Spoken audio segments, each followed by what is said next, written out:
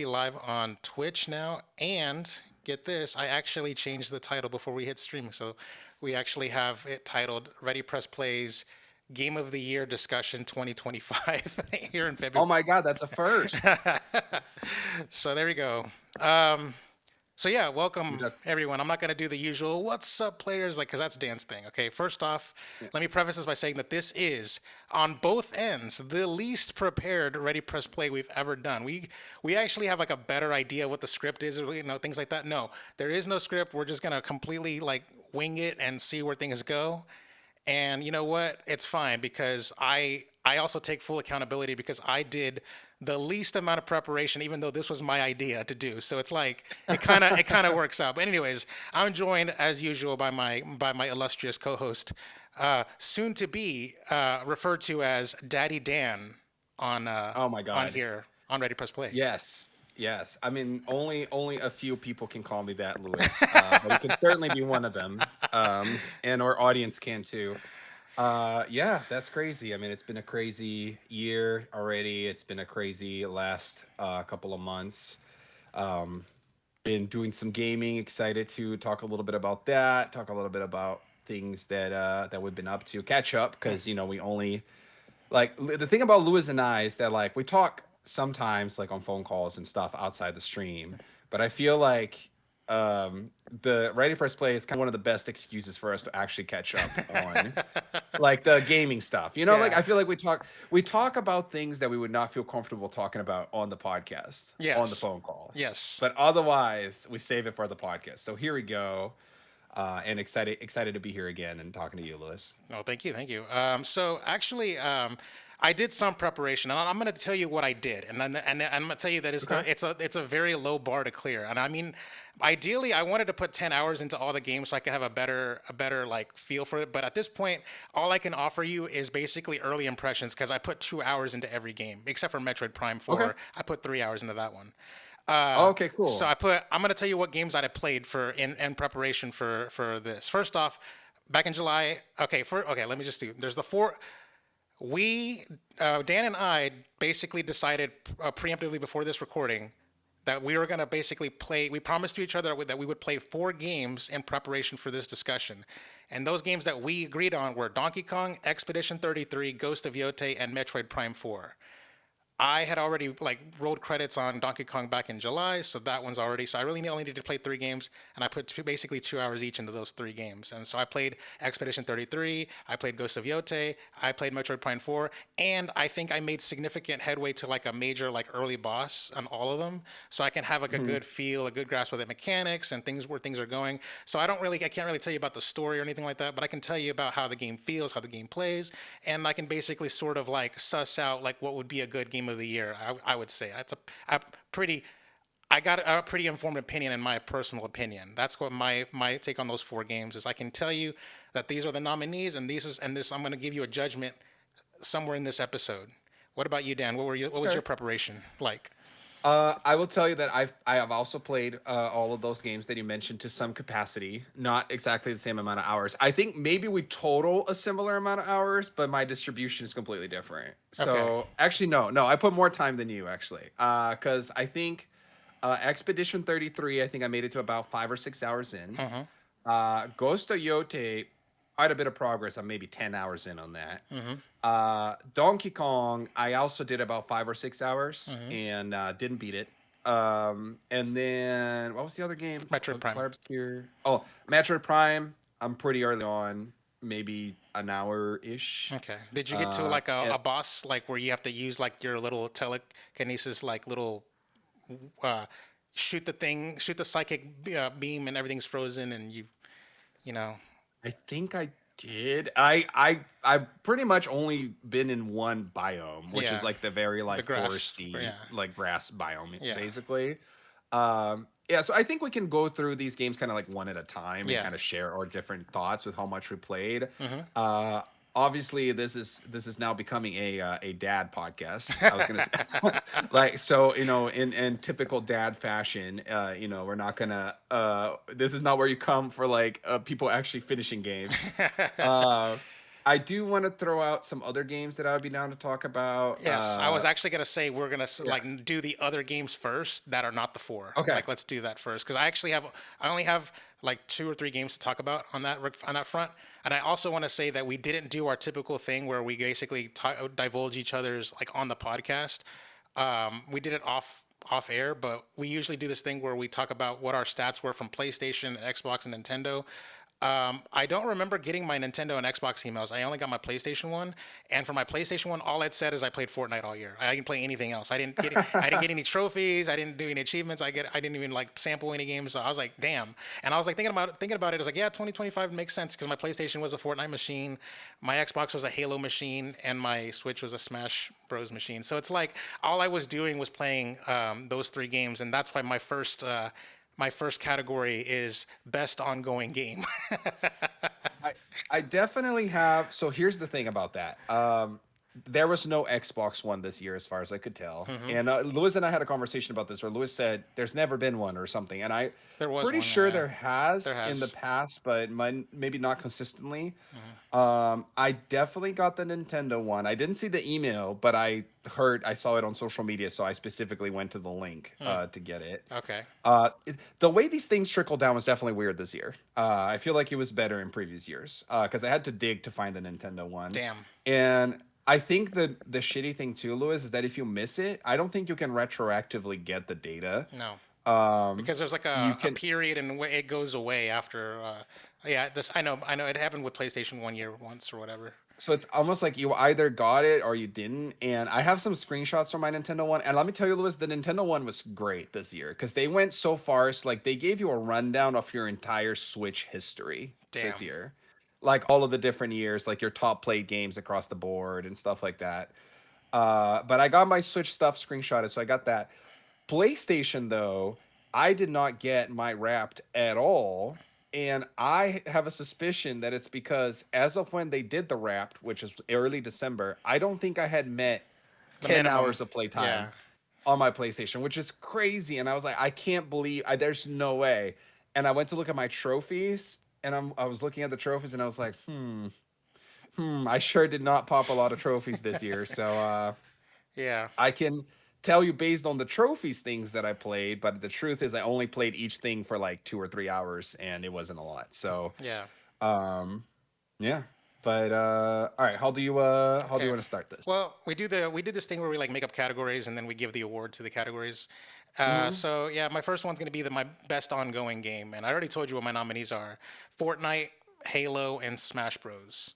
Now, Okay. I'm gonna tell you this right now: Smash Bros. I wouldn't necessarily consider an ongoing game because there was no content drops at all for Smash Bros. At all this year in 2025. It Mm. was just a game that I kept on playing. However, do want to preface by saying that in Smash Bros. I finally made it to Elite Smash. I actually Congratulations. did it. I played the game online and was like actually consistently focusing in on like getting good because I had a tournament that I went to back in August called SmashCon. That's actually renamed as Supernova now. So in preparation for for SmashCon, I'm just going to refer to it as such. I was like grinding online trying to get to Elite Smash because I was thinking to myself, I need to get good. I need to actually practice and like get my combos ready and get like just basically tighten everything up. And I did. I made it to Elite Smash with Pikachu, and I felt like I had reached my peak again because I was so rusty. I go to SmashCon, I go 0 and 2 in bracket. I immediately bust her out like so fast. I was like, the fuck? I went to SmashCon a couple of years ago and I made it a little further into the pools. I still drown in pools, but I got like 3 or 4 sets in before I busted out. It turns out that even like the game has been out for 8 years, by the way. Even like the people that suck at the game are just monsters. The people that go 0 and 2 are just like ridiculously like really good. And I'm like, damn, like the barrier, the skill floor is like just is higher than it was back then. And I'm just even me having reached Elite Smash, which I never did in those 7 8 years of playing. I've even then I was like, you're a scrub ass scrub. So yeah. I'm sorry, Lewis. That's tough. You've been on this journey for years. I feel like you've been talking about this on the podcast for years. Uh-huh. And well, congratulations on finally making the cut. But then also you suck. Yeah, it is what it is. Respectfully. I mean, I'm an Yeah. old guy. I'm actually kind of much the unk there now. I'm like, I'm like one of the oldest people at the tournaments and Oh, stuff. So it kind of sucks, but it is what it is. I had fun. I was there to have fun, and I did. I went there with some friends and stuff. So Smash Bros. I'm just gonna give you the flowers on that one. Halo. I played a lot of Halo, and I think that it sucks because in December, like at December 1st or whatever, they put the final content drop, and there's not going to be any more content additions, no more updates, no more new maps, no more new weapons, no more new skins. No more new seasons. They just stopped, and they said we're stopping development on Halo Infinite. It's over, and I'm like, damn. mhm. So, Fortnite. I actually kind of didn't play a lot of Fortnite until the last 2 months of the year, like in like October, November, December. For the most part, like all of the January through summer through fall, I was never really touching Fortnite because I kind of just stopped playing the game altogether. But then the Simpsons season was the best season Fortnite had ever had in like a long time, and it brought so many people Mm. back. And it sucked that the season was a mini season. It was like basically 4 6 weeks or something like that or whatever. And I'll just give it up to Fortnite just because they managed to bring it back, and I'm still actively playing the game even to this day. But it's only like February. Um, and that Game Pass is part of the reason why I'm playing Fortnite so much is because they added the the the Fortnite crew subscription to Game Pass when they raised the price. So I'm getting a lot of fucking V Bucks and skins and stuff. So between the three, I'm gonna have to give it up to Halo, even though the game is ended and basically dead now. I think I was consistently having the most fun with that game, and I felt like I can understand why Halo is a franchise that matters so much to people, and I made a lot of friends along the way. I don't know if you join me on one of my friends is like with Joel and Troy and stuff like that, and we Mhm. were like this crew, and we had so many exciting nights where we went undefeated and stuff like that. We thought we were the best to ever touch this game and stuff like that. So it was nice. Let me ask you, what do you think about Halo coming to PlayStation? I wish that they had Halo like one like remake, but with the multiplayer because it's just the campaign only. And it's kind of funny that it's called instead of called Halo Combat Evolved, it's Halo Campaign Evolved because that's like whatever because it's evolving the Mhm. campaign. But yeah, it's just the campaign, and people. I know people like the campaigns, but the multiplayer is what makes it have the longevity. So it's just you're gonna be able to run the campaign like crossplay, but with your friends and stuff across PlayStation, and Xbox, and that makes sense. Um, I'm not necessarily completely all excited about it. I mean, it's cool that finally Master Chief is on PlayStation, but I think they would have been better suited, putting the Master Chief Collection on like Switch 2 and PlayStation 5. Like that would have been the way to get people excited for Halo 7, or what comes after Infinite. Yeah. I have a theory about Halo Campaign Evolved, which is I think that that's just how they taught the studio to use Unreal Engine 5. Oh yeah, they switched Uh over. Yeah, that's right. Yeah. and it's because they're switching engines, and so like it if you're switching engines, you can't really use most of the stuff that you had before. You're going to have to rebuild a lot of stuff from scratch, so it makes sense to go like, hey, let's and there could be a lot of people in the studio that were new or relatively new to Unreal Engine, so it makes sense to go, let's take a game that's fairly straightforward that we've already worked on a bunch, and we the design is already all fleshed out, and let's just rebuild it from the ground up on Unreal Engine 5, and then that way everybody gets up to speed with using the software, using the engine. Like you actually get to create maybe higher quality models and stuff like that, and I'll build all the baseline systems that you would need, the shooting, the movement, all that Hmm. stuff, the online functionality. And then from that point on, they can take this is how I see it actually, that they can take that skeleton that they're going to build for that game Hmm. and they can just make a bunch of other things on top of that moving forward. So they could turn that, like they could release Halo Campaign Evolved, and then a year later they could release maybe a new Halo game that uses with all that tech As a that they foundation. build for Yeah. that. Yeah. Yeah, Yeah. I say a year later, but it probably take more because everything just takes so long now in game development. I just don't. It's hard to even fathom it, Yeah. but 2 years would be it's very like asking too much, but like I would say more like yes, 3 years would probably be like also be yeah. asking too much. But still, But yeah.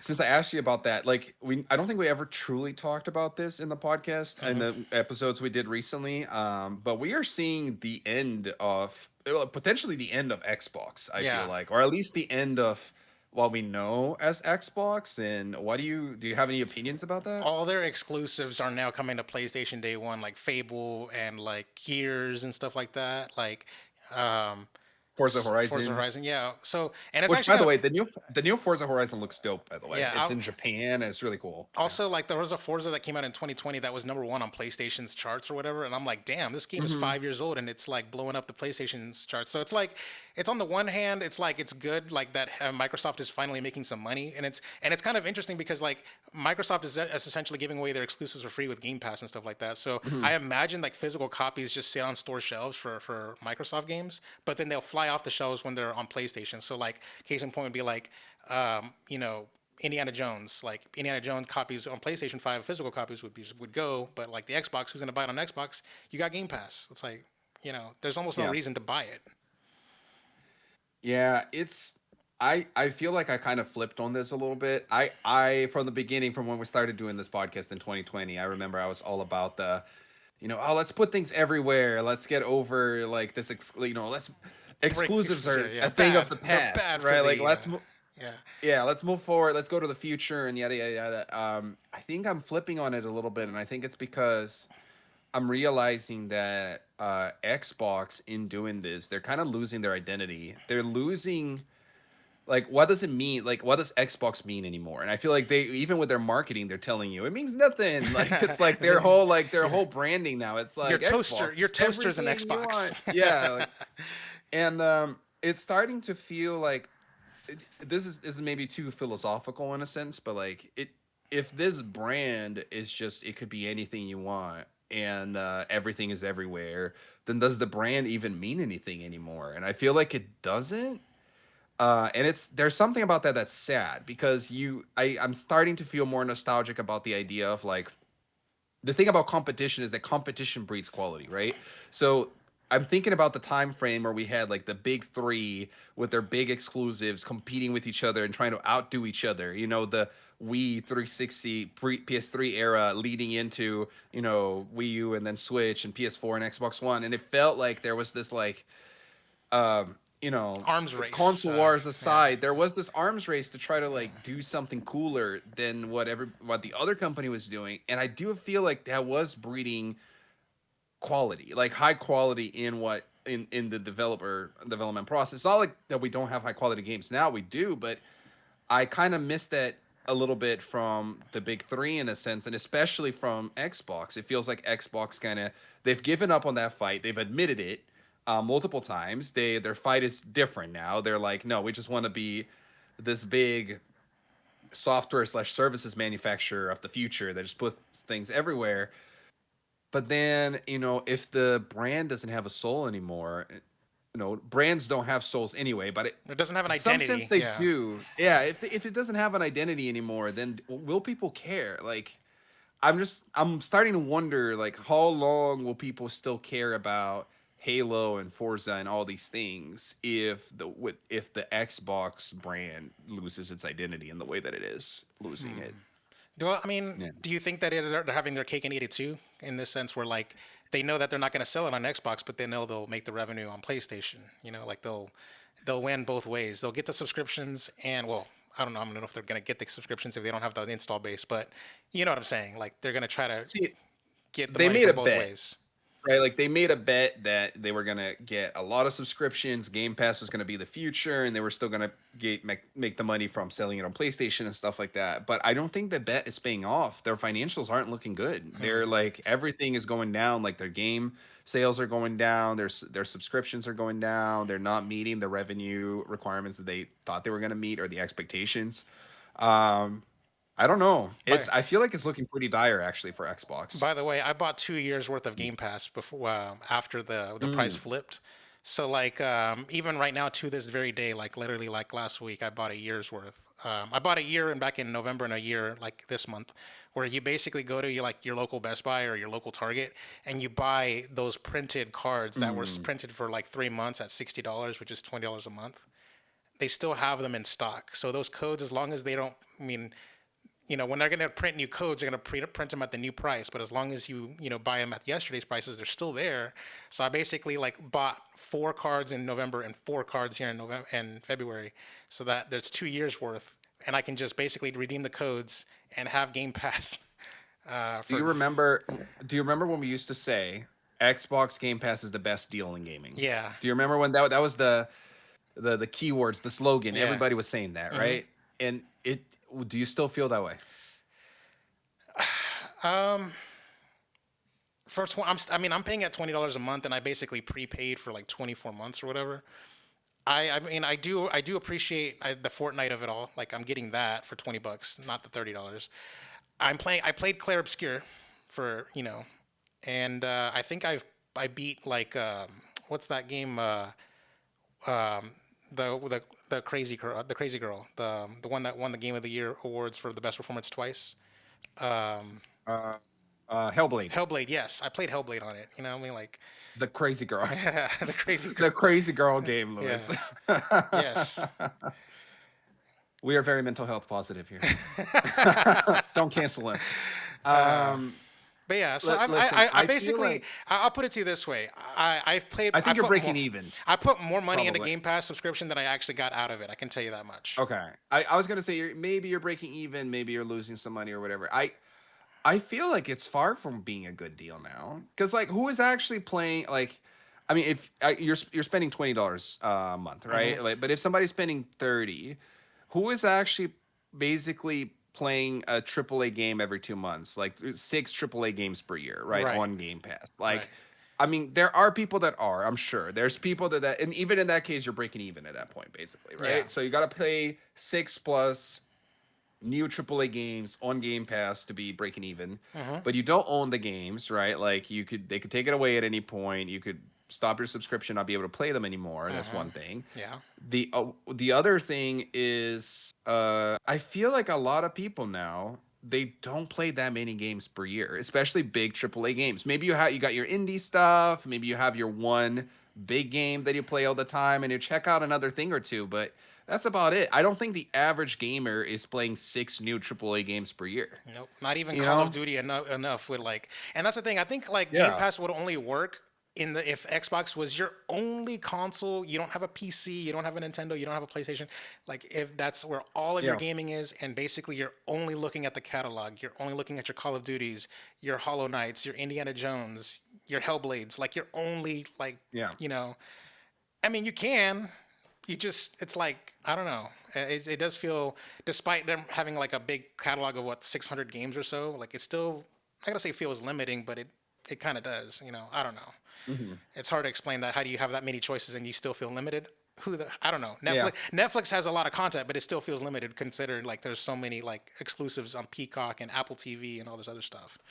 You know. Yeah, because if you're the kind of person like us, where you want to watch the best stuff, right? Like you end up needing, at some point or another, you end up needing all of the You want to watch subscription Game of services. Thrones? Like, You want to watch Game of Thrones? You need yeah, HBO Max. Like that kind of stuff. yeah, Yeah. um, yeah. So going back to I derailed this quite a bit. Going back to the awards that we were giving Oh out, yes. you What's did your give a category? Yeah. all right. So you did give a best ongoing game award. So I'm gonna piggyback off of you, and I'm gonna give my own best ongoing game Ooh. award, to which there is only one nominee and winner, which is Marvel Rivals, which is basically the only ongoing game that I played regularly this year. I did fall out of it eventually, but I put a lot of time in it. I did a whole like two or three different battle passes over various different two or three different seasons. And I really enjoyed it. I feel like the game, there's a reason why the game stuck around, which goes beyond just the Marvel brand. I mean, the Marvel brand surely helps. But I think the game was able to kind of carve its player base in a very saturated market. We've seen so many other games come and go, and so many situations happen, like Concord, or not as crazy as that one, but where a game comes out and just can't find its Flops. audience, and then just ends up being shut down immediately or relatively fast. And so, um, obviously, Marvel Rivals had the Marvel brand going for it, but it also, at its core, it's a very solid game. It feels really good to play. The different heroes feel really unique and very creative. The art style is great. The design of the heroes really stands out. I talked about this before, potentially in the podcast, but I love that the heroes actually looked very comic booky and unique, and they didn't look like the stunt doubles of the MCU actors, like like it was the like the case with Avengers, Marvel's like the Square Avengers. Enix Marvel's Avengers. Yeah, Yeah, yeah. exactly. So, the game has a lot of character. It has like it just feels like a really good game to play. And so because of that, I stuck with it. I played it a lot. I try to get as many rewards and skins and shit as possible as I could. So it definitely got me on that. I probably put enough money on it to justify a full game price, Mhm. basically like somewhere between $60 to $70 or something, and it was worth it. I felt like it was 100% worth it. And let me tell you, Lewis, it's hard. It's very hard for an online game to get me, Mm. and it did. So I did eventually fall out of it. So I haven't played recently. It was mostly caused by me going on an international trip and being away from my consoles for a while, and then coming back, and then feeling like I fell behind. I don't know if you relate with this with like Fortnite, but it's like I was like super behind on the season and the battle pass, so I said, fuck it, I'll Yeah. try next season, And and you then I didn't, and just you didn't, yeah. You know, it's yeah, kind of and then I funny that didn't. I think about So it. When I visited you last year in March of last year, I think it's only been a year already, but I signed into my Xbox account on your Xbox just so I can play Halo and make sure I stayed on top of my challenges oh on the Battle yes. Pass. I remember that. You're right. Yeah, I should have done that. I'm pretty sure I set up this whole thing where, like, with my phone, so that I could remote into like my PS5, so that I could do it. Or Mhm. actually, no, I actually played it on Xbox. So I set up my phone to remote into Your my Xbox. Xbox so that I could play it from far away, but I was not able to. It was not. The It lag, didn't work. the lag was It too didn't laggy. work. Yeah. Yeah, sufficiently enough for me to be able to play it. You But know, it's kind of so that's gotta be my first award. I think it's kind of funny just on the thing about ongoing games is like I do feel like ongoing game market, what is it called, the live service games market is just like Uh-huh. hella saturated because when I talk to like people that are coworkers of mine that are also gamers, it feels like everybody's on something. Everybody's either playing Helldivers or Mhm. Arc Raiders and Overwatch 2 became Overwatch 1 again because they basically rebranded as just Overwatch. It's like everybody is just trying to just be an ongoing game. Everyone's trying to like, Yeah. you know, stay I relevant mean, forever. it's like I feel like every year you have somewhere between 1 to 3 that break in, Hmm. So we treat it like it's impossible to enter the market, but it's not.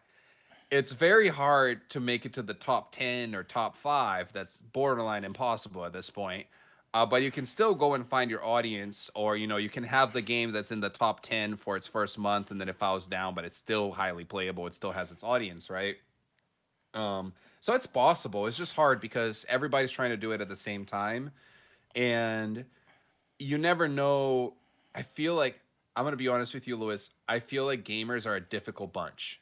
Like as a whole, right? Yeah. Like as the community as a whole is it could be the silliest little things that makes people just Yeah. a game versus be really into it. And it's the job of the game developer to figure that out and to, I say the game developer, I mean like the development studio as a whole Hmm. and the publisher to figure out how to market it, how to find your audience, how to make people actually want to play it.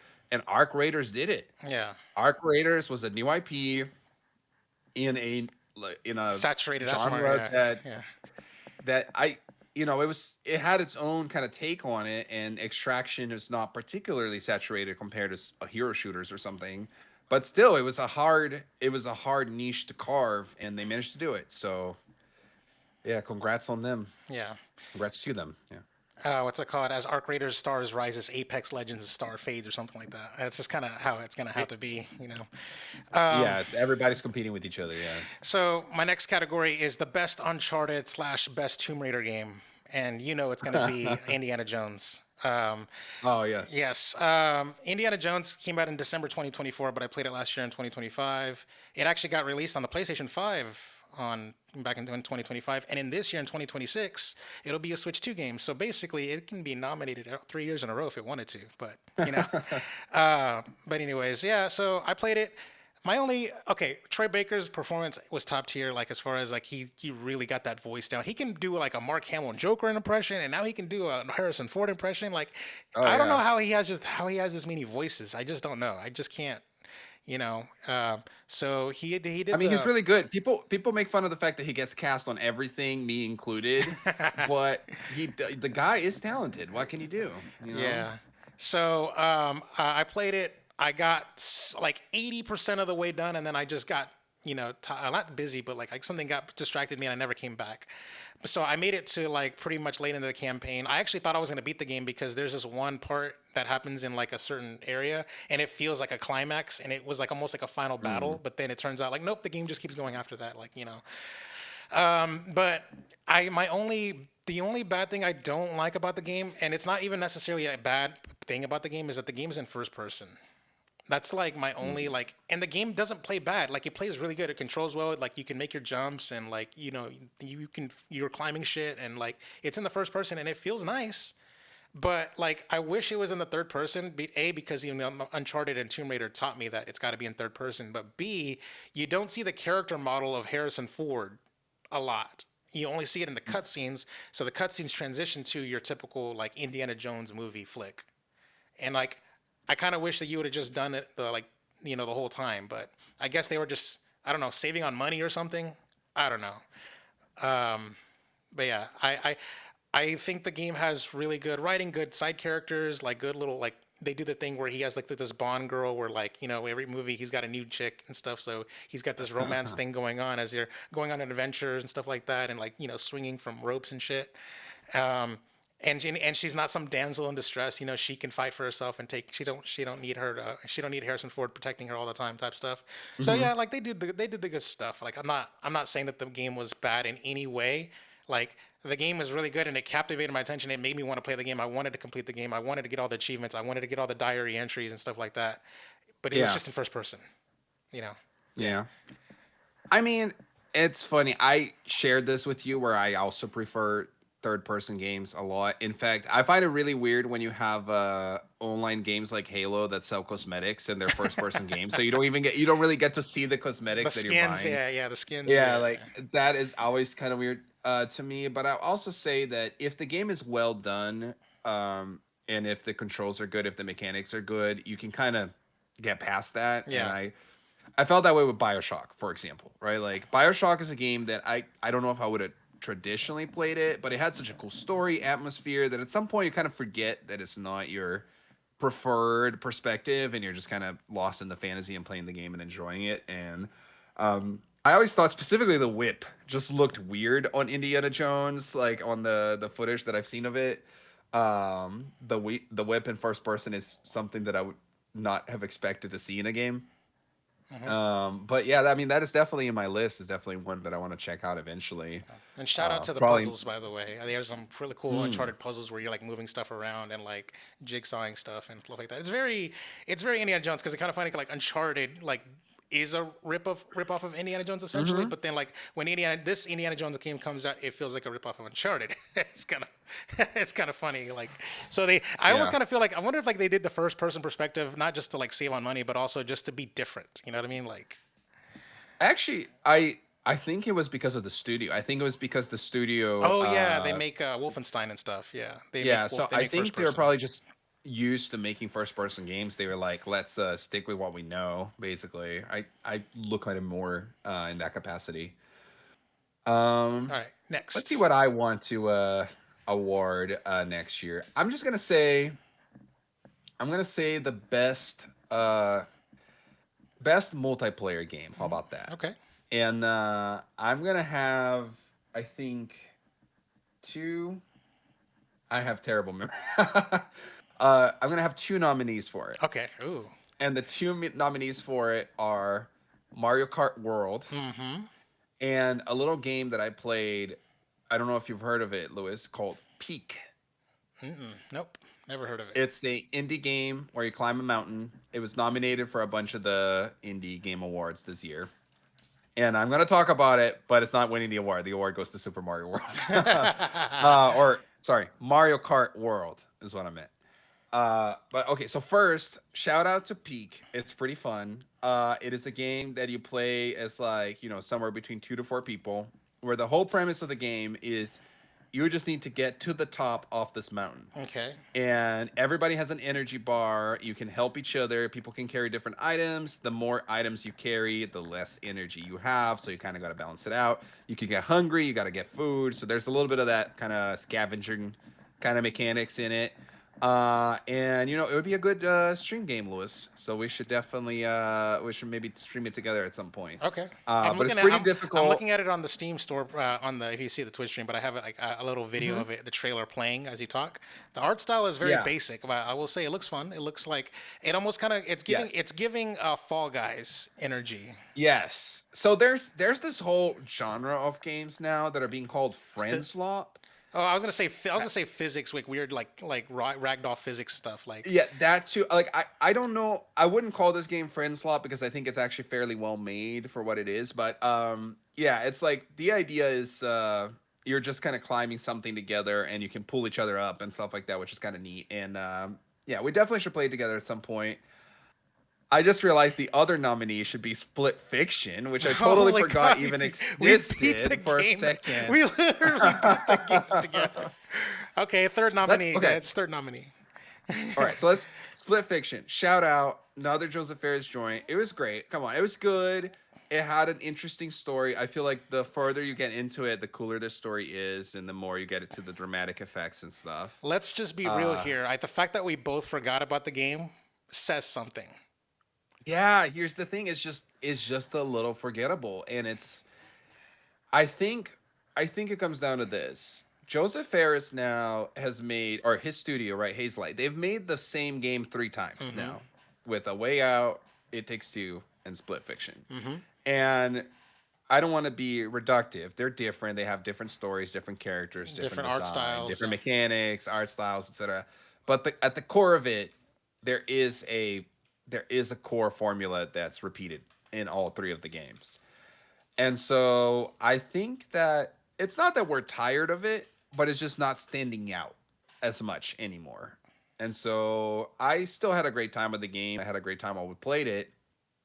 But yeah, in hindsight, I just kind of forgot about it, and you seemingly forgot about it too. Mm-hmm.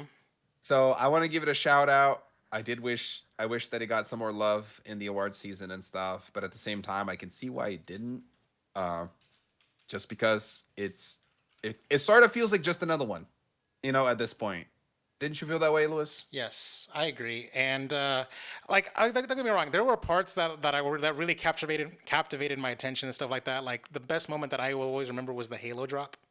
Like it was Mm-hmm. like, and the game really like it's got funny writing. It's very witty. It's a little tongue in cheek. It's what is that thing where they do that thing where they're like winking at the camera and they're like, they do that. They do that, and I'm always gonna be a sucker for that. Yeah. But for me, like since I guess I'm gonna give you a little mini spoilers about my thoughts on Ghost of Yotei. It's like the game is good, but like it feels like there's nothing new to the table. Despite the new things that they do, Yeah. it doesn't feel new per se. And so for me, Yeah. like um, the It Takes Two it's almost kind of like It Takes Two Part Two is kind of how I feel about it. Yeah. Yeah.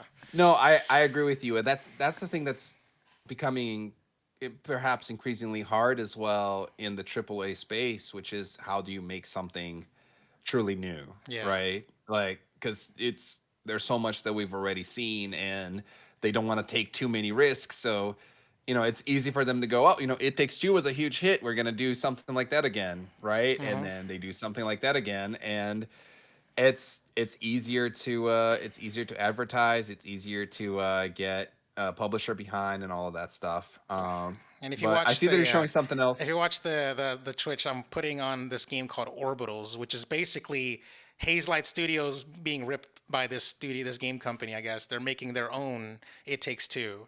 Like Hmm. so yeah, their own split fiction. I saw this. I was this in the Nintendo Switch showcase or Yeah, was it the it was a PlayStation? Nintendo Okay. Switch showcase. Yeah, but I thought this basically, looked dope. It's very Akira Toriyama with art style, yeah. by the way. Yeah. Yeah. So yeah, doesn't it just feel like now they're just being aped now? Like the Yeah. yeah. Yeah. So Yeah, I just But I would still play that though. I guess that's my point. It's like, yeah, it was maybe I'm like, part of the problem. I would still get this yeah. because I think this looks dope, actually. So are we running this game this year?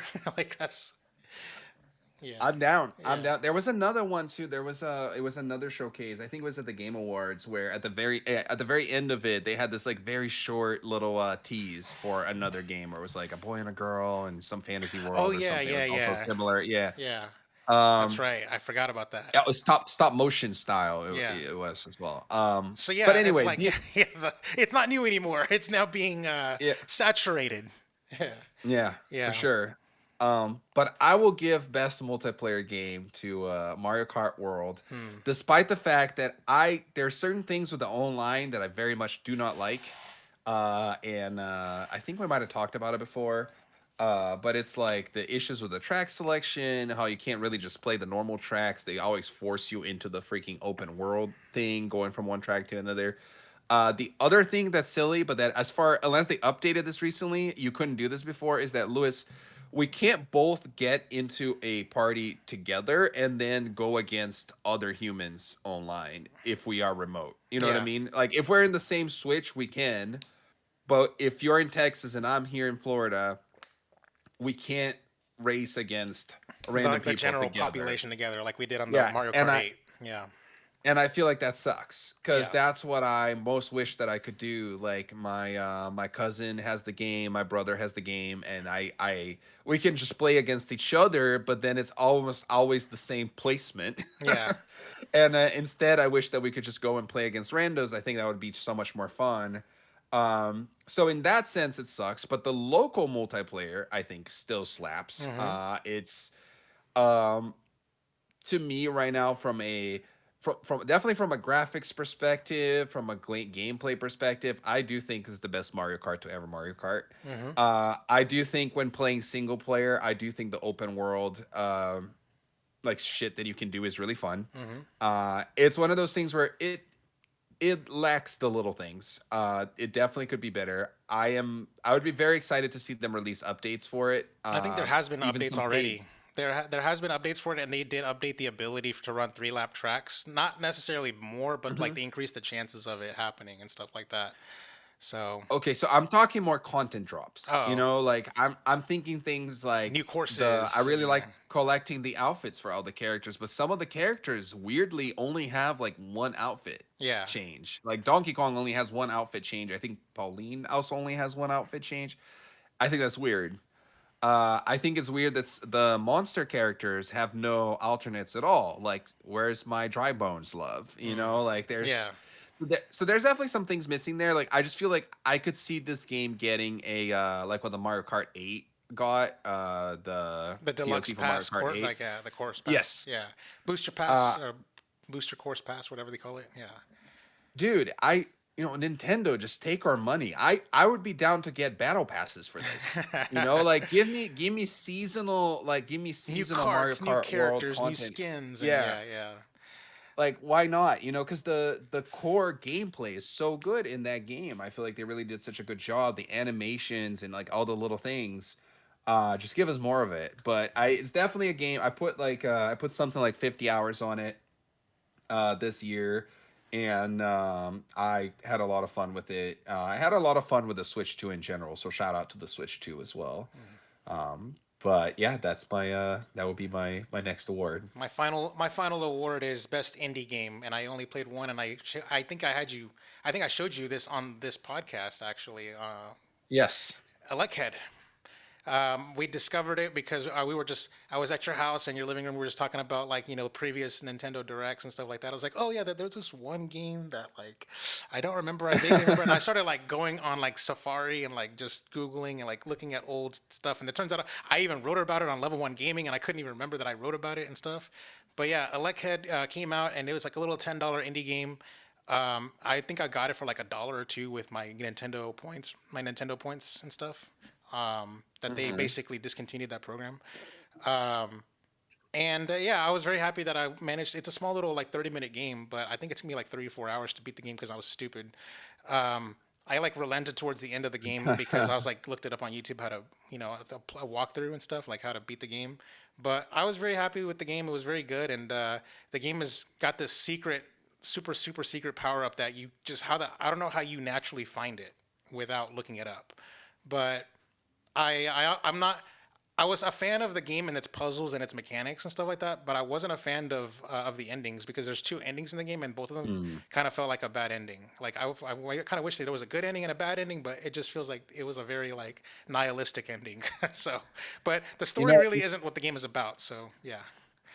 you told me about this game before, and yeah, I remember that we saw it together when it was announced, and I did get it, and I went to go play it, and I played it in one session for maybe about 30 minutes, and I did like it, but I just maybe I got to a level where I had to think more than 2 seconds to get through it, and then I just put it down. I was like, I'll get back to this later or whatever, and then I just didn't, Yeah. So which I do a lot, unfortunately, but yeah, I would definitely give it a shout out. I really like the minimalistic visual style of it.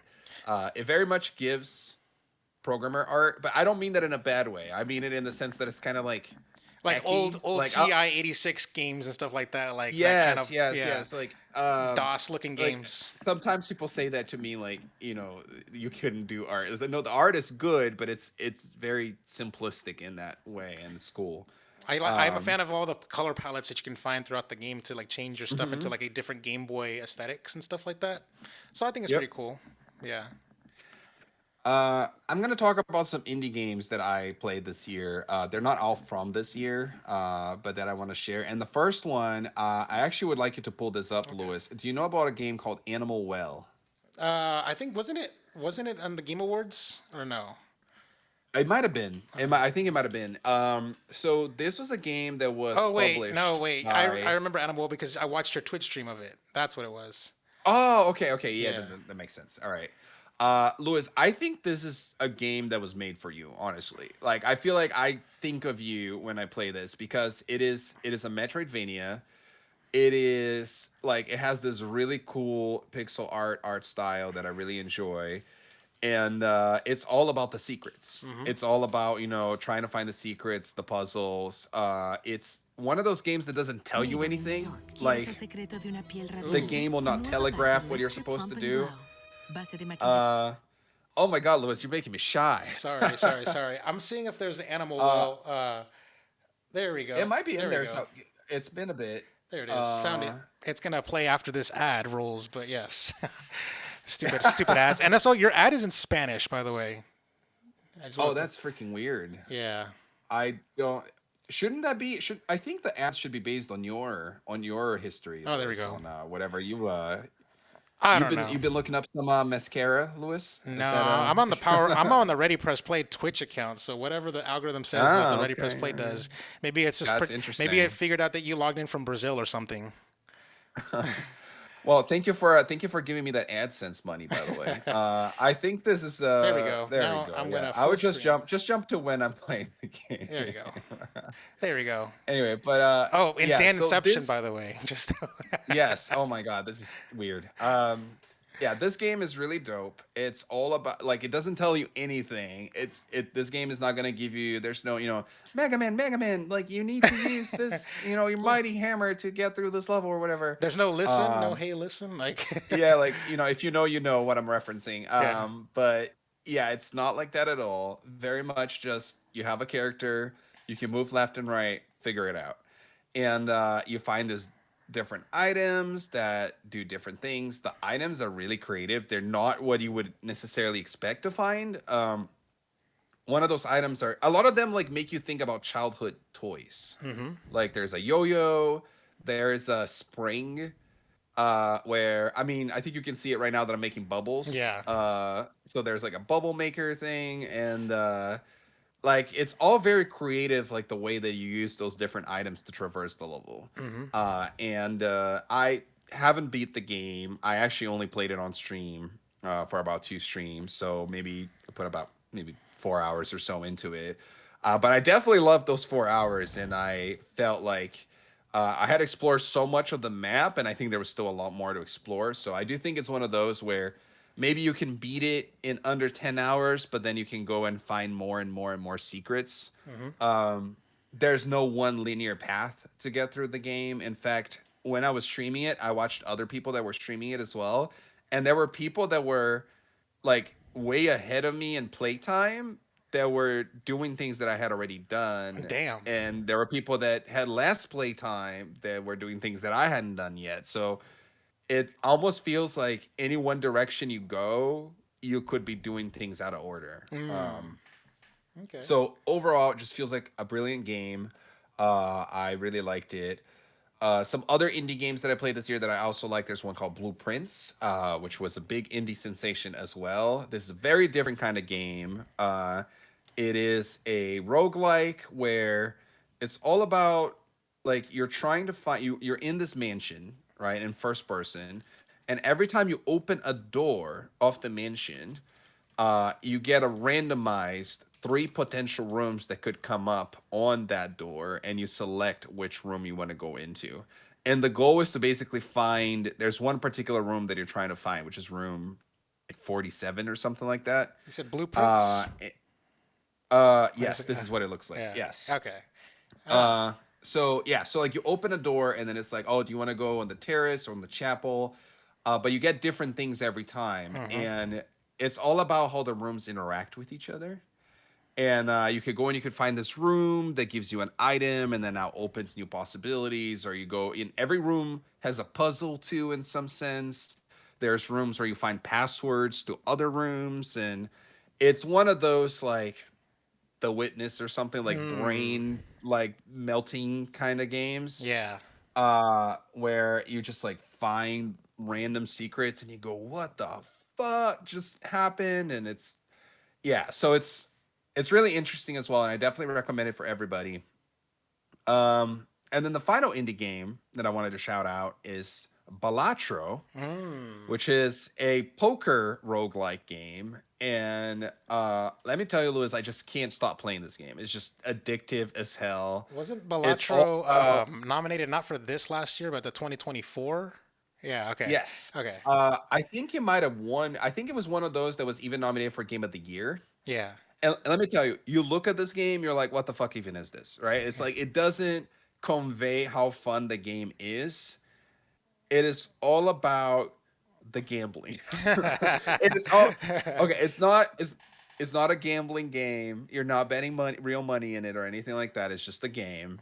Um, it is all about picking different combinations of effects to maximize the points of your poker hands to go further and further and further into it, and then eventually losing it all and then restarting it and trying different combinations of jokers to go, different effects and stuff like that. So you're basically just playing poker and you have to beat a certain score, but at the end of every round you see you have a shop, and in the shop you can buy jokers, and the jokers have special effects like all your hearts cards will give more points, or all of your jacks will multiply your points by 2 or whatever, and it's literally all about like math. Mm. Like you're just trying to do the math of how to maximize your score and stuff like that. But I can't stress enough how much like if you get this game and you sit down and you play it for 1 hour, you are probably not going to stop playing it for the rest of your life. It's like that's what it feels like. It's the best way that I can describe it because it's become a regular occurrence in my house that I'll just play this randomly. People will come visit and I'll show them the game and they'll sit there in the couch and we're just playing it for hours. Like that is the thing now in my household. um and it's almost like it's a game that everybody can understand after like 10 or 15 minutes Mm. of playing it, and you can, but then there's all this hidden depth about all the different combos that you can make. So I don't want to get too into it, but Could you play Balatro, Balatro? Could you play Balatro with an actual deck of cards? I don't think so Okay. because it's not. It's how do I put this? The It's poker without actually being poker, if that mm. makes any sense. It's the poker hands, but it's all about the effects. Like the effects are what makes it what it is. Ah, So, um, I mean, I guess you could print like, Joker I guess cards, you could or do it. well, they come. Their Yeah, decks will like come with Joker cards, but you just gotta like have a lot more of than two that they come with. they have. They have Joker cards. They have tarot cards. Oh my God. They have Bank yeah, cards. they The they bank. have planet cards. That like it's a whole thing. It's a very complex card game Hmm. that you can pick up really easily, but the more you go into it, the more complexity you uncover. Yeah, I see. Um, Fair enough. well, I've just talked a lot, Louis. It's So okay. All right. your turn. Well, I figured now I'm out. Since I'm out, I'm actually I only have just the game of the year nominees to talk about. Mhm. So Let's do that. Let's do um, one at a time. so yeah, I guess the first one up is Donkey Kong because that's the game that I beat the game. It came out. It was like I I would let's just call it a Switch 2 launch game. For the most part, it really was. If you think about Hmm. it, I mean, even though it came out like a month and change later, like it feels like it was like the big push for the Switch 2. I would say Donkey Kong might have even been a better push of the Switch 2 than Mario Kart, in my opinion. At least day one. Maybe Mario Kart's better now, but um, for me, the game it got my attention. I never beat Odyssey, so I really don't have that to compare it to. But I was going to town on like the mechanics of just like destroying everything, and it felt like it just got my attention. I was so big on collecting all the bananas and stuff like that, and getting all the gems, and I basically swagged out, and I got all the currency to buy all the costumes for every biome that I was in. I made sure to like not skip a biome because the game lets you skip and stuff like that. Well, actually, I take that back. The game doesn't really let you skip because it forces you to backtrack. But there are Twitch streamers that actually can like basically play with the game's mechanics and like make a bridge out of the dirt to like basically skip what the game is intending you to That's skip. wild. As a matter of fact, not only is there like the Twitch streamers actually skip the game, Nintendo actually know that you could skip the game, and when the game rolls credit, it adds an additional dialogue to give you the power ups that you skipped that you were supposed to have. So that way you would have it in the post game and stuff like that. And he's like, oh well, and in the interim time, like Donkey Kong got this power up that he didn't have before, like like that kind of stuff. I'm like, yeah. So it's kind of funny how like they like even the programmers know that it's possible to skip whole biomes and stuff like that. Um, and it's actually really hard to do because the game is like designed in such a way that it assumes that you have the power ups at certain points and stuff like that. So you really have to like go out of your way to like think about like the physics of the game and like how to like maneuver around certain unjumpable or certain chasms that are meant to be jumped with like certain abilities and stuff like that. So I just think it's kind of cool. Yeah. Um, and the game has like this weird canonical thing going on because Pauline's a teenage, like 13 years old or 12 or 13, but Pauline's also old in like Mario Odyssey, like a full-grown woman, And then also they also like reference the canon events of what happens in the Super Nintendo Donkey Kong countries 1, 2, and 3, like whenever you talk to Diddy Kong and Dixie Kong. So it's like, how does the Donkey Kong canon work, like from a continuity wise? I Like, yeah. I feel like this game would need to exist in a parallel universe in a sense, because I don't think you can make sense of that, and I don't think Nintendo never really wanted us to make sense of that kind of shit. I don't think they like it. The Donkey Kong Uh, timeline. with Zelda, like people work so hard to come up with this The like sacred split timeline. Yeah, timeline that yeah. would explain everything, right? And that existed as a fan theory for years. And then eventually Nintendo released for the 20th anniversary of Zelda, they released an official Zelda encyclopedia and they confirmed that fan theory. But it's so clear to me that they didn't plan that all along. It was just okay, somebody figured it out, so we are just gonna use that. Which maybe they'll do that with Donkey Kong at some point. This game is great. I don't need to have beat it to know that it's great.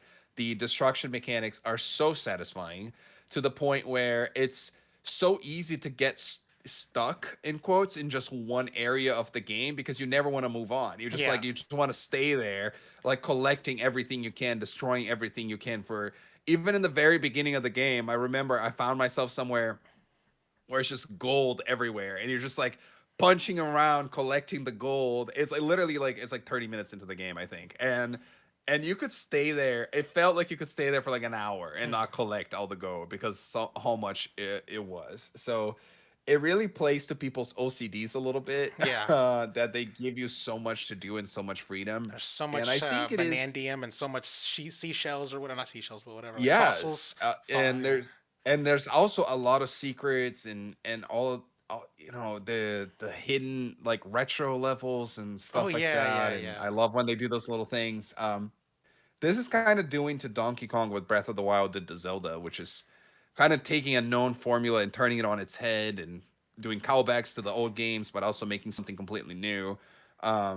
I mean, the destruction mechanic and the way that that is like the way that that's built so core into the game makes me think of that design philosophy from Nintendo of like they come up with the mechanic first and And they think figure of out which a character it character would works fit. with, Yeah. right? Like it feels that way with this game. And so like above being a great Donkey Kong game, it's just a great game, period. And it's one that feels different and feels innovative in a market where a lot of things feel samey.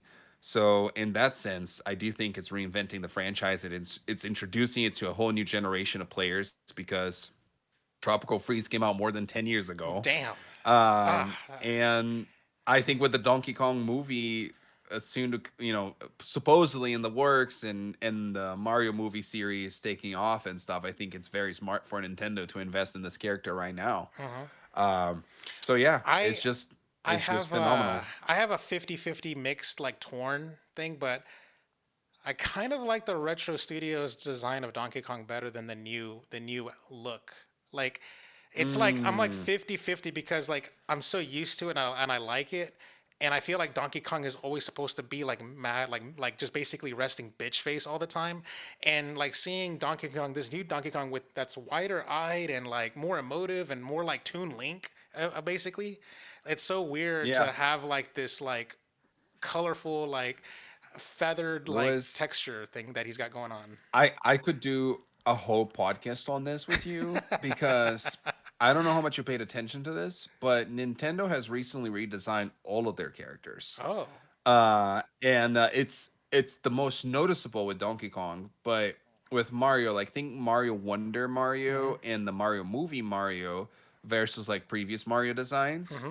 And there's definitely a new it's almost like a new design language Cartoony that looking. they're Yeah. yes, Like a it tune. just looks a little different. Yeah. Like it's and it's true for all of their if you see their merch, like look at Nintendo merch from 2025 or 4 onward and there's a new theme. There's clearly a new language for how they're doing everything and they're making it's almost like Mario, Donkey Kong, Peach, Link, Mickey Mousing. Inkling, They're like Mickey like Mousifying them or something. I don't know. yeah, like they all have these new looks Mm-hmm. that all kind of go together. Yeah. Um and it's very interesting. I personally like it. I think it makes me think you said Mickey Mousing. That's the perfect comparison because I think it has everything to do with the parks and the entertainment. I think they're looking at these characters less so as video game characters and they're looking at them as like these are big like Icons. merch icon like we want to have a cohesive design for these that we can splash on everything and have it feel new and different and up with the times. Mm-hmm. And so I wish I was a fly in the wall, like in the behind the scenes of what these meetings have looked like in Nintendo of America. But to me, this is I don't have any information from the I didn't see anybody else report on this or anything like that. I just it seems to me like there's something intentional going Yeah, on. but the Diddy Kong one, the Um, Diddy Kong had the redesign along with Donkey Kong, and Diddy Kong's redesign is actually feels a lot more subtle than the mm, overt like redesign that they did Donkey Kong. Like I feel like Donkey Kong almost loses a little bit of that character that I've come to know. He's such a like an incredible Hulk looking guy. He's like all I cared about is my bananas and having my and just chilling and being left the fuck alone. And mhm. now in this one he's like yeah I want to put on these like overalls and be a blue collar worker and be a good worker bee and like like and I want to have a good time and just be like beat my chest and shit like that. Like it seems like he's all about like like having like whistling and just just have vibing and it's like that's not the Donkey Kong that I know him to be. Like it's like they give him a personality that just wasn't there before, and which is kind of good for like Yeah. adaptation and modernizing, but also like you didn't have to do that. I don't know. Yeah. But otherwise, yeah, like I said, that doesn't really take away anything from the game. I mean, like I said, I beat the game. I didn't 100% it, which that's still on the table for me. Um, I maybe from the perspective of like this new personality driven looking Donkey Kong is more marketable and more he's more you're able to do more with them, especially from an emoting perspective. So I guess it makes sense to have a better, easier design language to like convey emotions and stuff like that. So yeah, whatever. Yeah. I feel like it's definitely intentional, and I am actually sending you some images in the chat right now. Okay. Wait, that last one didn't go right. Um, because this is some of the merch, like stuff that they're using in merch that I've seen recently, and I definitely feel like there is something going on where it all goes together, and it just feels a little different, um, than how things used to look like before. But I don't know exactly how to describe it, but I think that the way you described it was really accurate. Actually, I think um, it does come down to kind of Disneyfying it. It feels like they're Yeah, like that inkling looks different than what I would expect or yeah, whatever. it's so slight, right? Like it's not like big differences, but That it's a Mario, little oh my different. God, And that Mario. Yeah, I see what you're saying. yeah, Yeah, I. um, But you yeah, know what I mean? yeah, I get it. It's but anyway, we don't want to. That's too nerdy for this for this. I think. Okay, fair enough. But anyways, the other thing, the thing is, like, I would say, like, just basically, like, that's just probably the only game that I'm going to score tonight. But I do think that it really was a 10 out of 10. I think IGN got it right. Mm, It is a game that had me grinning and smiling. And like the game just constantly felt very one-upman, like had so much one-upmanship because the game just kept on like giving you new abilities and new power-ups, and they were just the skill tree was very like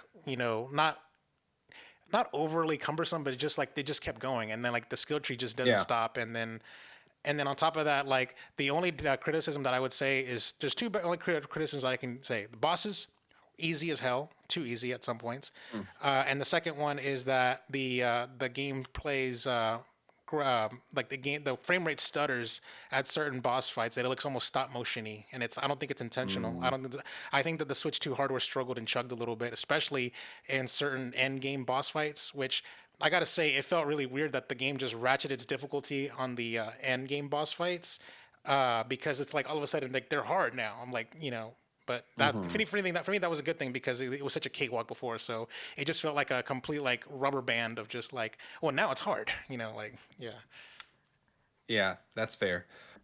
Because I didn't beat the game, I don't want to comment on the difficulty spike because I'm not sure. Like even when you see like the end game boss fights, I'm like, was that like with the last fight I did count as end game? I don't know yet. So, no, I but can I guarantee agree. you no.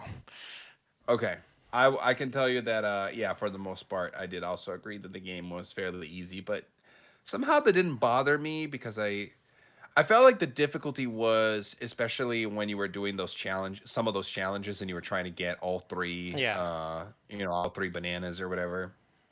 Um, yeah. I think the challenge is in the but completion of it. Yeah, yeah, but yeah, shout out. All right, I'm running a little low on time here, Lewis. So let's try to do the other games relatively faster. How about sure. that?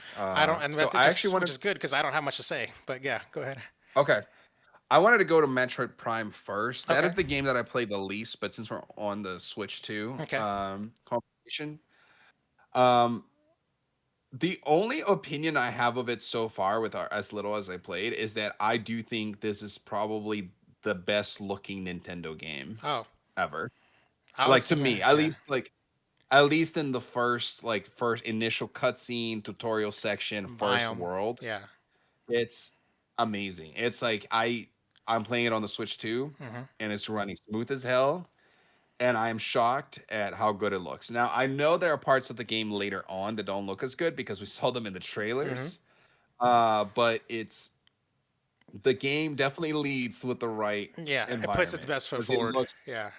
yeah, because I feel like when you're playing in that first biome, you could forget that you're playing on a Switch and pretend it's a PS5. Yeah. As I feel like it looks like it could be a PS5 game. Yeah. Finally, Nintendo with Um, hardware. and uh, yeah, and other than that, it's Metroid Prime to me. It feels like Metroid Prime. Like I don't. It doesn't feel like they're reinventing the wheel. It's just more Metroid Prime. Yeah, I was You know. actually gonna say that well, first off, what did you pick? Did you pick performance or quality? Because there's like I 4K think I picked 60. quality Yeah, there's 4K 60, and then there's like 1080p 120. for. I think I picked 4K 60. Yeah, Yeah. same. I wanted it to look really good on my 4K TV and Hmm. stuff like that. I played it on my big screen living room TV and stuff like that. And I'm a sucker for frame rate, but I really wanted like the graphics to just beat graphicsing. I've only played Super Metroid and Metroid Dread a little bit, and a little bit of like Metroid 2 remake on the 3DS, like just a little bit of it. Hmm. So like I don't really have much in the way of 3D Metroids. Like I don't think I've actually played any of the Metroid Primes. Oh, actually, I take that back. I played the tutorial of Metroid Prime 3 on the Wii. So I actually have that to Mm. compare it to. Having played this game, it definitely felt like more of the same. Like it felt like, Hmm. it was just like I felt like it had like the Half-Life 3 like too much hype behind it, like Curse, where like the anticipation was so big because like the third game like had this teaser, like when you 100% the game, you have this character like Silux or whatever that character's name is, like that Hmm. other like Samus looking dark Samus looking character who's gonna hunt you down and he's gonna like get revenge and stuff like that. He was like a post credit teaser and stuff like that. And so they had to shoehorn him into this game that he had no business being in because they wanted to make their own game. And so yeah, the game just kind of felt like kind of okay. Like I think this game was like having played what I did, and I made pretty good progress with like some of the skill upgrades and talking to the first NPC, like the little like guy who's like, like I'm scared, but yeah, can I join you? Can I Oh my accompany you? god. Yeah, like Yeah. like I made it pretty far into that, and he was basically like a Navi and not shutting the hell up or whatever, but yeah. So basically, what I was gonna say is that like the game just kind of is okay, and I was gonna say it's giving 6-7 type, 6-7. It's giving 6-7. Yeah. I feel like I mean it's too early for me to say, but I actually kind of disagree with you. I mean, I definitely need to play more, but I get the impression that like I don't understand how like if Metroid Prime like 1 is a 10, right? Like Yeah. how this game could be a 7 when it's just that but better. Hmm. Like I actually think the biggest thing that this game had against it on the review cycle Hmm. is what Half-Life 3 would have against it if it ever came out, which is just it was in Too much development so anticipation. Yeah. long Yeah. that the expectations were through the roof. Yeah. Then now, because we basically got, okay, this is a sequel to Metroid Prime 3, but with new technology looking better and with some new features, like that, it sounds like people are disappointed because of how long they Yeah. waited. But like I said, I can't speak too much on the specific game mechanics yet. There was two control schemes, and I tried both, Uh, and somehow I felt like one of them was like more like motion based, and the other one was more traditional you didn't controls. use the mouse control. I did not try the mouse controls Neither did actually, I. not yet. No. Um, but even between those two modes, I actually had this thing where I almost wanted a mix of both. Like I felt like both did not fully work the way I wanted them to. I don't know if you felt similarly, Lewis, I but only tried it in the yeah. standard, like, pro controller. Like, I didn't try any Hmm. motion stuff, and I wasn't going to do that. And I also don't really keyboard and mouse games, so I was never going to try the mouse controls. And I also heard that like the mouse controls on the Switch too is like gives you like carpal tunnel and stuff like that. So I wasn't going to play with that. Mm. I was a little weirded out by like how like some gut buttons are mapped twice, so like A and like Z R or something like that, or do the same thing, and Yeah. X and one of your triggers do the same thing. I was like, I can understand like for like motion controls or like the split Joy Cons, why you would have redundancy, but why do you have redundancy on the Pro controller? Why not just have it mapped to one thing and only one thing? But it was Yeah. weird. It was weird in that sense where like I couldn't like muscle memory because I would basically arbitrarily choose one button and do the same action on another button on another time, and I couldn't really consistently like want to do it that way to always pick the same button. So I don't know. Yeah, my only initial criticism is the controls because it just feels a little off. I feel like I want to have the traditional controls with motion, if that makes any sense. Yeah, Like the ability to like the Splatoon have 2 where you can fine tune your yeah. Yes, I feel like that's what I wanted, and I had to pick one or the other, and then so I kept like I was doing motion, and I kept wanting to go and touch the analog stick to do something, and then it didn't do anything, and or I would Mm, do the traditional, and then I would try to use motion to adjust, and I couldn't. So, um, yeah, all right. but moving Next, on to next is Ghost of Yotei. I all right. played it, and it feels like more of the same. Like it starts off with a revenge quest. Mm-hmm. The game really starts. This game, I think, this game actually starts faster than Ghost of Tsushima because like the game starts you off immediately with like having your family killed and you being left to die as a little girl, and then you're all of a sudden you're like speedrunning this cutscene where it's like, yeah, and I grew up and I became a badass ninja assassin or whatever, and then you're Mm-hmm. automatically rolling up into town and beating the first of your six, like Yeah. off rip. You're like, and the game, I mean, the prologue or the tutorial ends with basically essentially like being a draw where you kind of like die but you don't die, but he dies, and then Mm-hmm. the townspeople see that you get right back up and she's like, she was dead, and like the whispers and the legends of like, oh, it's a ghost, she's Yeah. a, like that kind of thing. I think that's it. Kind of you kind of like basically speedrun the whole bridge sequence of like of what Jin Sakai did when you fell off the bridge and stuff like that, but like Yeah, that's true. more believably, I guess. And I guess that that's really good that the game doesn't have you outright lose out from the beginning in order to establish your legend. And the game also does just throws like everything at you from like when the game opens up in the open world, you're like automatically finding the campsite and you're finding the bounty board and you're finding like these people on the open that you can challenge. Like all the side quests are just being thrown at you very quickly, and I think the game just gets you rolling really fast. Within like 30 minutes Mm-hmm. of the game starting, you're pretty much all set. Now you just got to start like Mm-hmm. grinding away and start rescuing villages and start getting your skill points up and start finding your shrines to bow and stuff like that. Like the game really does a good job of just getting you going. And the Yeah. game's graphics are like top tier, and like Yeah. I was a little like, not say let down, but like I feel like with Ghost of Tsushima basically being a PS4 game, when they made it a PS5 Mm-hmm. game, you were able to get like the 4K 60 on Ghost of Tsushima with the PS5 director's cut. But in this game, because this game was built with the ground up with the PS5 from the get go, the game makes you choose 4K 30, or I'm sorry, yeah, 4K 30 or 1080p 60. You can't have both unless you get a PS5 Pro. Mm-hmm. That's my only like nitpick about it is like the game is like already has a made with an engine of that was on the PS4. Why couldn't you do that? But at the same time, I also kind of give it a little like thumbs up because the game is basically running 2 times over whenever you flash back to a kid sequence, and the game just immediately like basically ratchet and clanks you into Oh like yeah, that was really cool for sure. into Yeah. the old world or whatever. Mm-hmm. Yeah. Yeah, I love that. You don't feel like you don't get to do that much, but yeah, that was really cool.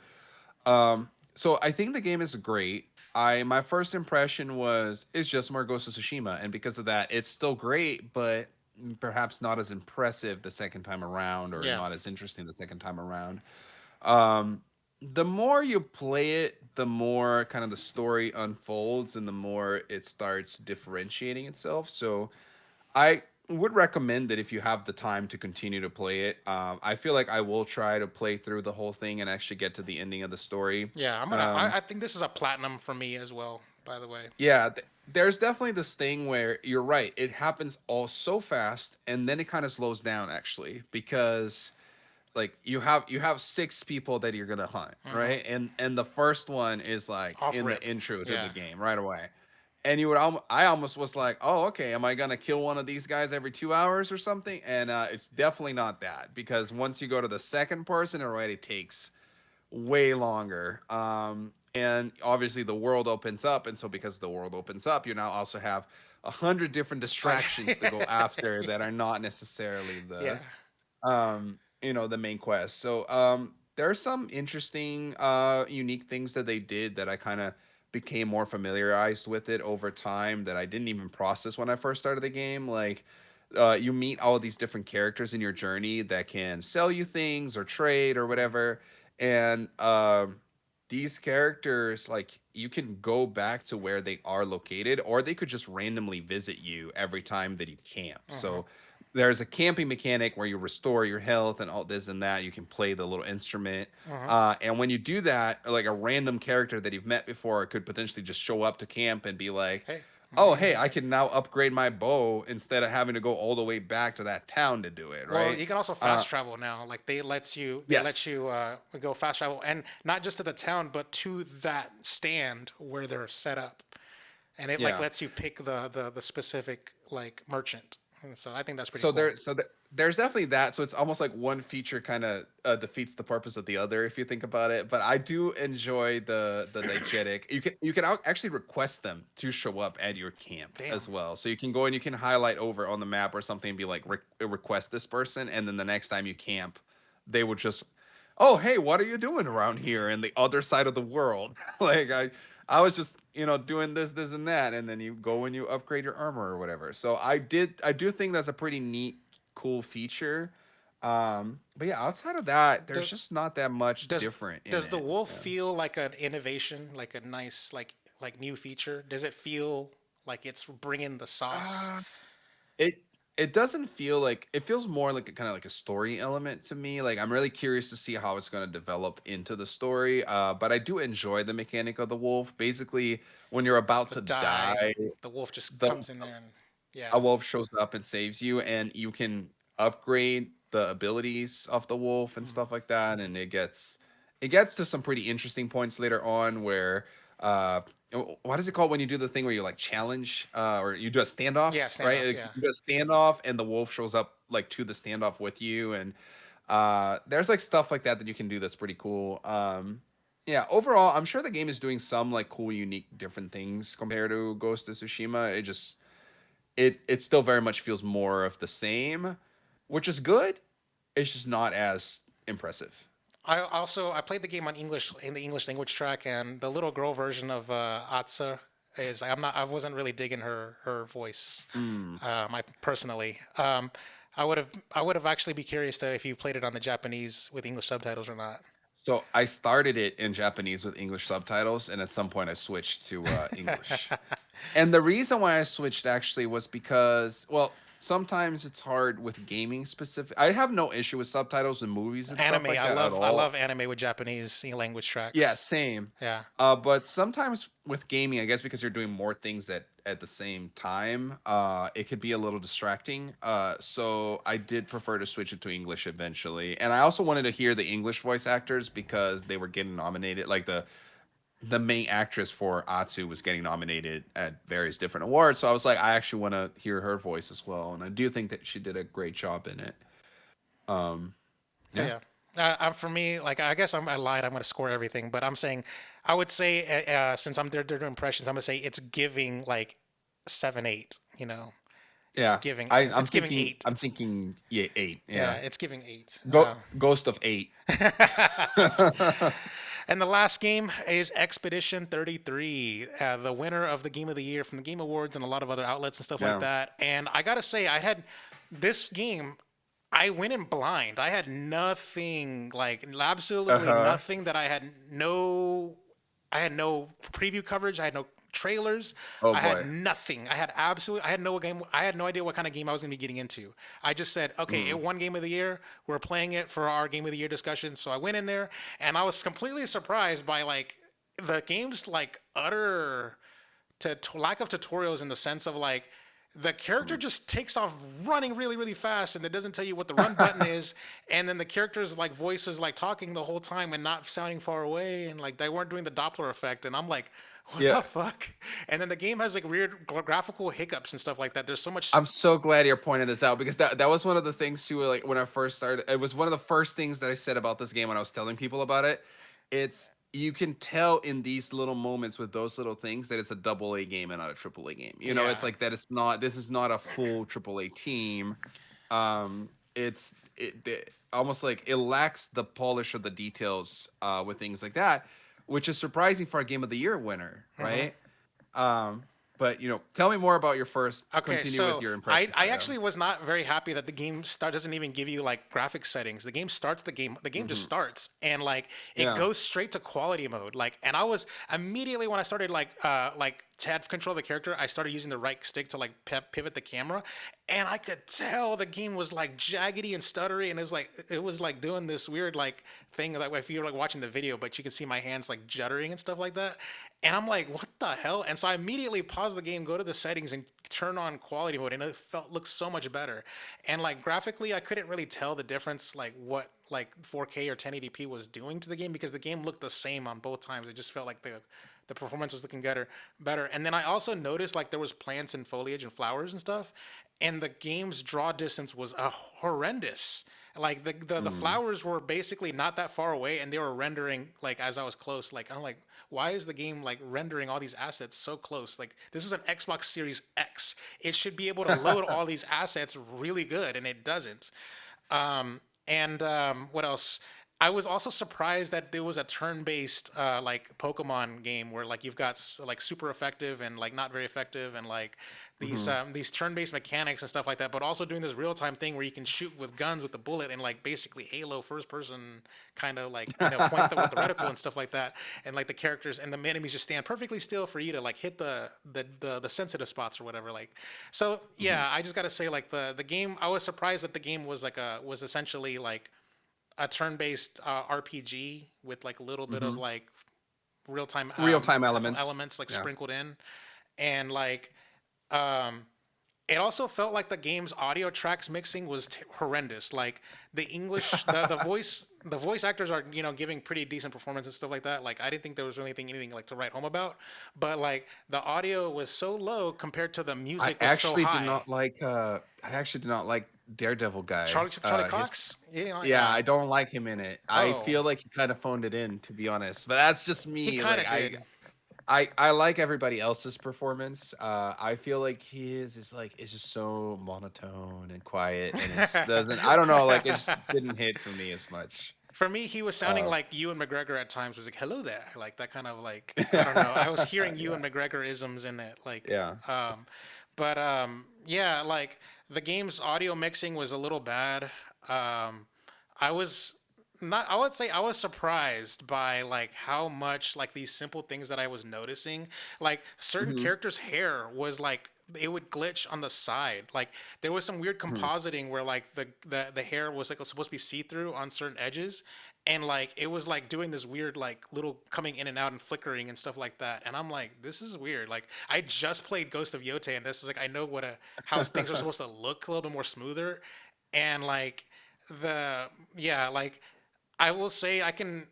I'm not gonna say I don't understand why it won Game of the Year, but I can understand that like maybe like the gameplay is so good or whatever that it just sort of like it is since it's punching above its weight in the sense of like Hellblade did before it, Hmm. like it just kind of feels like people are giving it like more slack or more that thing that the guy Yeah. said at the Game Awards was like who's gonna win Game of the Year, the people that have passion, the people that are creative, the people that are Mm, trying new yeah. things. Like I think that's they're sort of like giving like like a college essay grading curve, right? You're turning a C, Yeah. but the curve gives you an A, that kind of thing.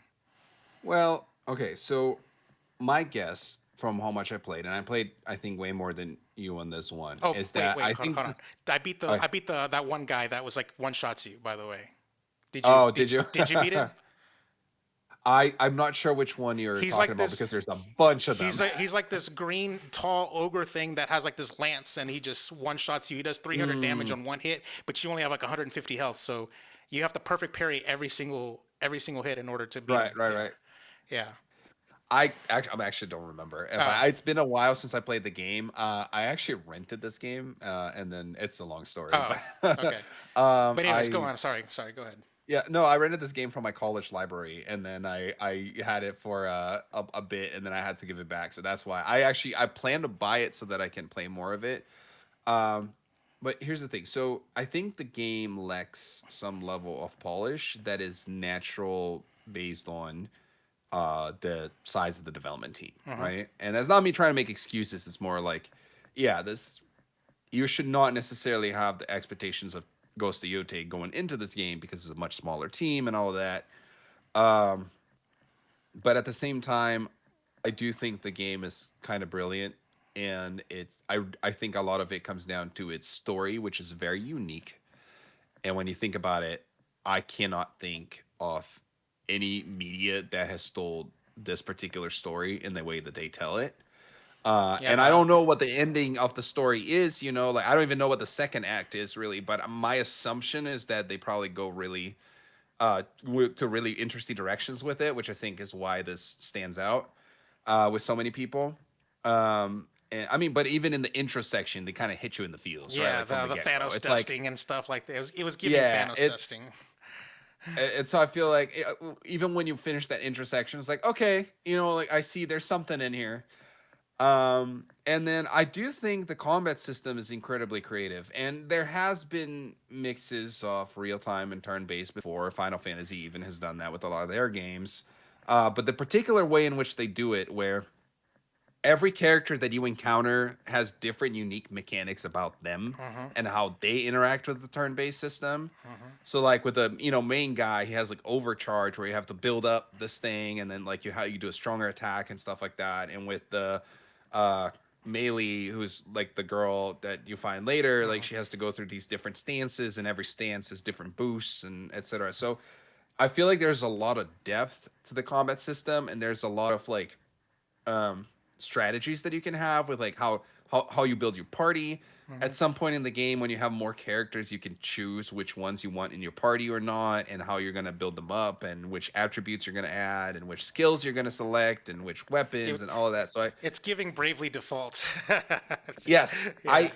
I feel like there is a complexity to the combat system, and how I actually had somebody I know refer to it where it's almost like a rhythm game at times, Yeah. because you have to figure out exactly To when parry. Yeah. Or to parry or to dodge or whatever, and or even to jump. Like some different enemies with different attacks. Like sometimes you have to jump instead of parrying. Sometimes you can't parry, you have to dodge. Yada yada. And so it's really about figuring out the rhythm of how it's the strategy mixed with like the what's the word, like I guess just like the speed and the precision of the control, so that you can figure out the rhythm of everything that you need to do. all the more reason to have uh it in performance mode because 60 frames makes it easier to parry than 30 frames.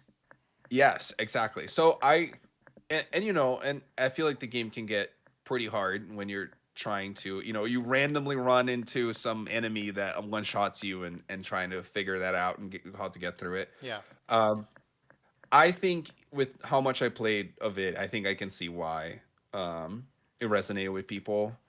Um, but my guess, and especially in a year where you look at things like Ghost of Yote, it's like we had that before. Split Fiction, we had that before.